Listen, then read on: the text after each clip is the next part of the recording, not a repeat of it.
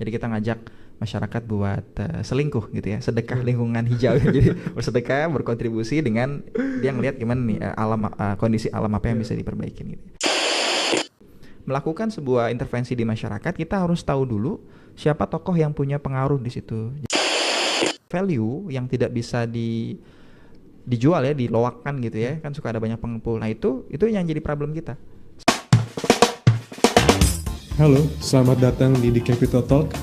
Podcast ini bicara mengenai beragam ide. Jadi anak-anak, adik-adik yang ingin belajar wajib bayar pakai sampah plastik. Beragam individu. Dan mungkin kesempatan itu adalah gue punya banyak duit, kayaknya gue gak mau jadi entrepreneur sih. Nah, itu kenapa? Itu kenapa? Dan beragam situasi. Orang kaya ketika menjadi kaya, dia punya privilege untuk bahagia dunia dan akhirat. Podcast ini mencoba meramu pengetahuan menjadi sebuah actionable knowledge. Please take a seat and do enjoy the show.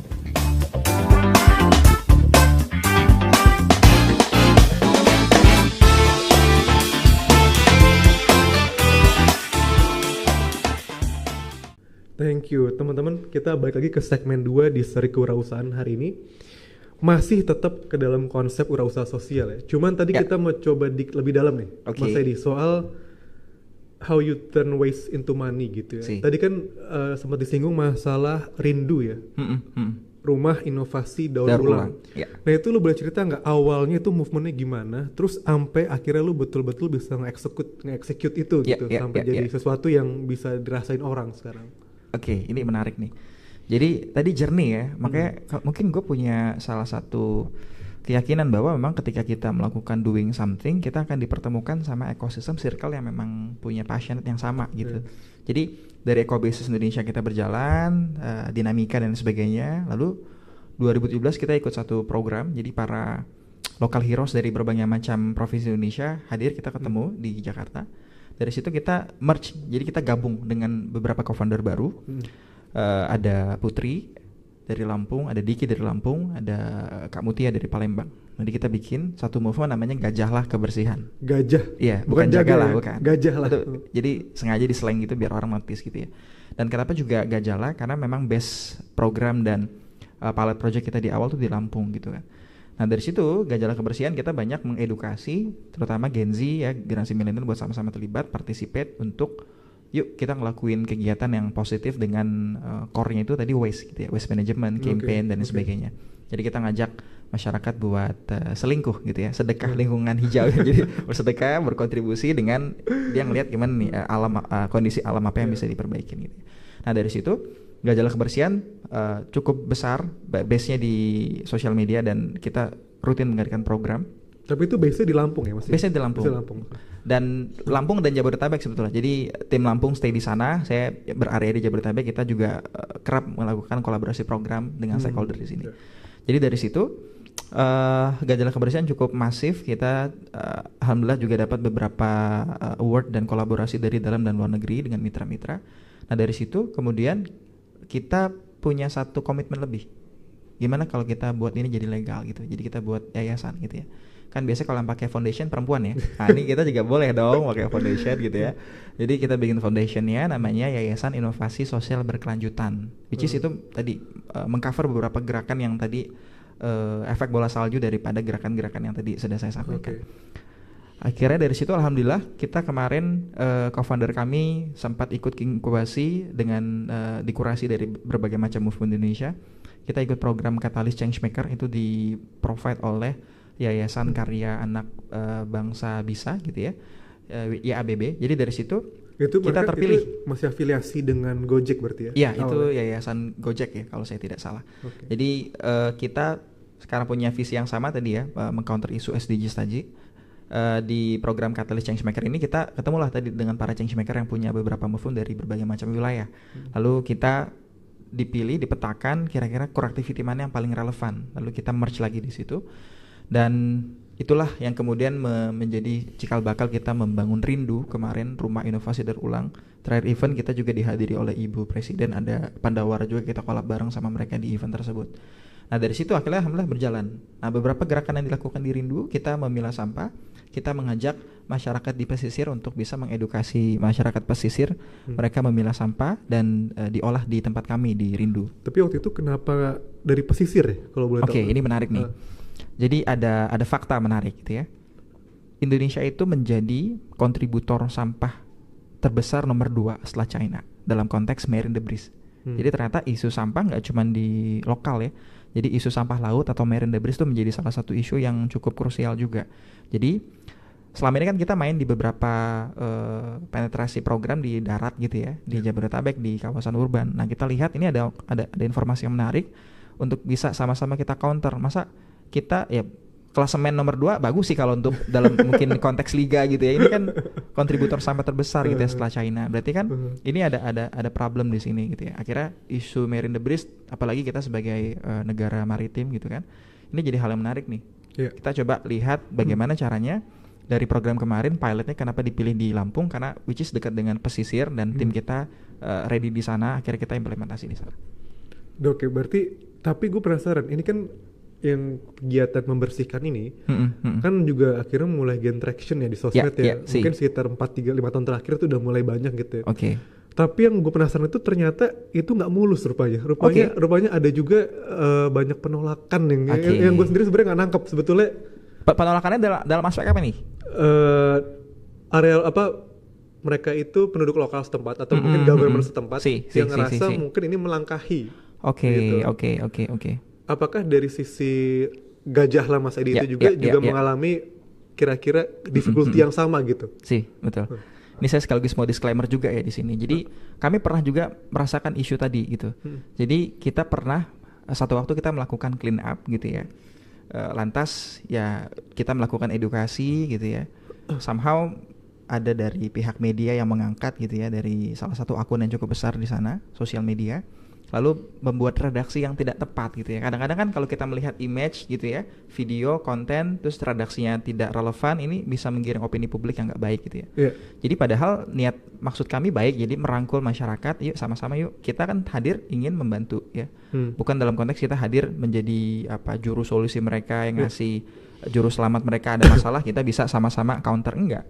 Jadi kita membersamai mereka. Nah mungkin dalam konteks tadi adalah seolah-olah kan kesan yang muncul image adalah ketika ada pantai terkotor nomor 3, berarti kan image-nya adalah berarti masyarakat di situ selama ini gitu ya. Jadi saran saya memang idealnya dibangun komunikasi bottom up terlebih dahulu ya, dirangkul bersama-sama. Boleh jadi ya, ini beberapa pengalaman kami di lapangan, bukan warga lokal yang punya problem dengan sampah sebagai kontributornya. Jadi bisa jadi wisatawan, let's say ya, atau bisa jadi ada beberapa area. Jadi kalau saya nggak tahu mungkin ada ilmu oceanografinya.